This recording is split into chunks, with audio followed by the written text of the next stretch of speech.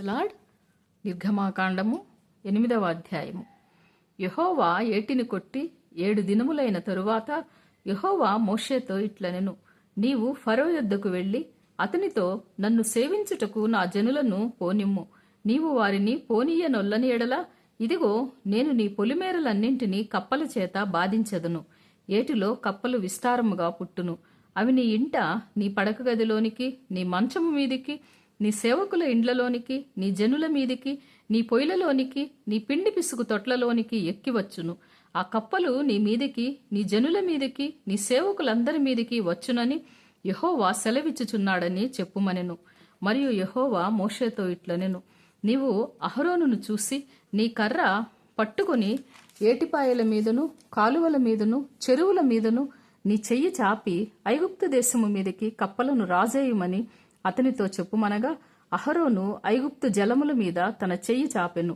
అప్పుడు కప్పలు ఎక్కివచ్చి ఐగుప్తు దేశమును కప్పెను. శకునగాండ్రు కూడా తమ మంత్రముల వలన అలాగు చేసి ఐగుప్తు దేశము మీదికి కప్పలను రాజేసిరి. అప్పుడు ఫరో మోషే అహరోనులను పిలిపించి, నా యొద్ద నుండి, నా జనుల యొద్ద నుండి ఈ కప్పలను తొలగించమని యెహోవాను వేడుకొనుడి. అప్పుడు యెహోవాకు బలి అర్పించుటకు ఈ ప్రజలను అగత్యముగా పోనిచ్చేదనెను. అందుకు మోషే, నన్ను గెలిచినట్టుగా నీవు అతిశయింపవచ్చును.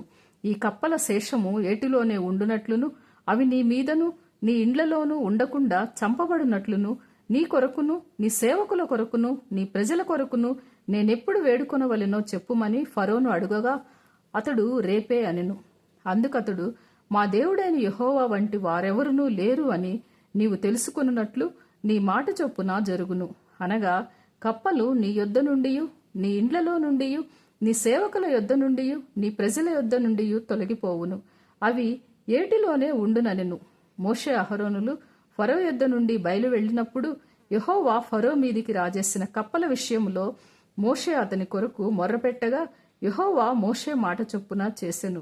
కనుక ఇండ్లలోనేమి, వెలుపటనేమి, పొలములలోనేమి కప్పలు ఉండకుండా చచ్చిపోయెను. జనులు వాటిని కుప్పలుగా చేసినప్పుడు భూమి కంపగొట్టెను. ఫరో ఉపశమనము కలుగుట చూసి యెహోవా సెలవిచ్చినట్లు తన హృదయమును కఠినపరుచుకొని వారి మాట వినకపోయెను. అందుకు యెహోవా మోషేతో, నీవు నీ కర్ర చాపి ఈ దేశపు ధూళిని కొట్టుము. అది ఐగుప్తు దేశమందంతటను పేలగునని అహరోనుతో చెప్పుమనగా వారు అట్లు చేసిరి. అహరోను తన కర్రను పట్టుకొని చెయ్యి చాపి ఆ దేశపు ధూళిని కొట్టినప్పుడు పేలు మనుష్యుల మీదను జంతువుల మీదను ఉండెను. ఐగుప్తు దేశమందంతటను ఆ దేశపు ధూళంతయు పేలాయెను. శకునగాండ్రు కూడా పేలను పుట్టించవలెనని తమ మంత్రముల చేత అట్లు చేసిరిగాని అది వారి వలన కాకపోయెను. పేలు మనుష్యుల మీదను జంతువుల మీదను ఉండగా శకునగాండ్రు ఇది దైవశక్తి అని ఫరోతో చెప్పిరి. అయితే యెహోవా చెప్పినట్లు ఫరో హృదయము కఠినమాయెను. అతడు వారి మాట వినకపోయెను. కాబట్టి యెహోవా మోషేతో, నీవు ప్రొద్దున లేచి ఫరో ఎదుట నిలువుము. ఇదిగో అతడు ఏటి ఎద్దకు పోవును. నీవు అతను చూసి, నన్ను సేవించుటకు నా ప్రజలను పోనిమ్ము.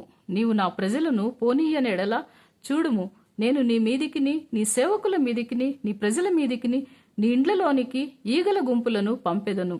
ఐగుప్తీయుల ఇండ్లను, వారున్న ప్రదేశమును ఈగల గుంపులతో నిండియుండును.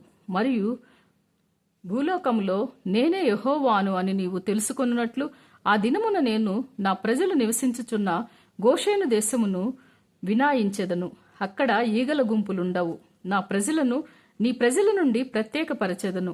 రేపు ఈ సూచన క్రియ జరుగునని యెహోవా సెలవిచ్చినట్లు నీవు చెప్పవలెననెను. యెహోవా అలాగు చేసెను. బాధాకరమైన ఈగల గుంపులు ఫరో ఇంటిలోనికి, అతని సేవకుల ఇండ్లలోనికి వచ్చి ఐగుప్తు దేశం అంతటా వ్యాపించెను. ఆ దేశము ఈగల గుంపుల వలన చెడిపోయెను. అప్పుడు ఫరో మోషే అహరోనులను పిలిపించి, మీరు వెళ్లి ఈ దేశములో మీ దేవునికి బలి అర్పించుడని వారితో చెప్పగా, మోషే, అట్లు చేయతగదు. మా దేవుడైన యెహోవాకు మేము అర్పించవలసిన బలి ఐగుప్తీయులకు హేయము. ఇదిగో మేము ఐగుప్తీయులకు హేయమైన బలిని వారి కనుల ఎదుట అర్పించిన ఎడల వారు మమ్ము రాళ్లతో కొట్టి చంపుదురు గదా. మేము అరణ్యములోనికి 3 దినముల ప్రయాణమంత దూరము పోయి మా దేవుడైన యెహోవా మాకు సెలవిచ్చినట్లు ఆయనకు బలి అర్పించుదుమనెను. అందుకు ఫరో, మీరు అరణ్యములో మీ దేవుడైన యెహోవాకు బలి అర్పించుటకు మిమ్మును పోనిచ్చెదను, కాని దూరము పోవద్దు, మరియు నా కొరకు వేడుకొనుడనెను. అందుకు మోషే, నేను నీ యొద్ద నుండి వెళ్ళి రేపు ఈ ఈగల గుంపులు ఫరో యొద్ద నుండి అతని సేవకుల యొద్ద నుండి అతని జనుల యొద్ద నుండి తొలగిపోవునట్లు యెహోవాను వేడుకొందును గాని యెహోవాకు బలి అర్పించుటకు ఫరో జనులను పోనీయక ఇకను వంచన చేయకూడదని చెప్పి ఫరో యొద్ద నుండి బయలువెళ్లి యెహోవాను వేడుకొనెను.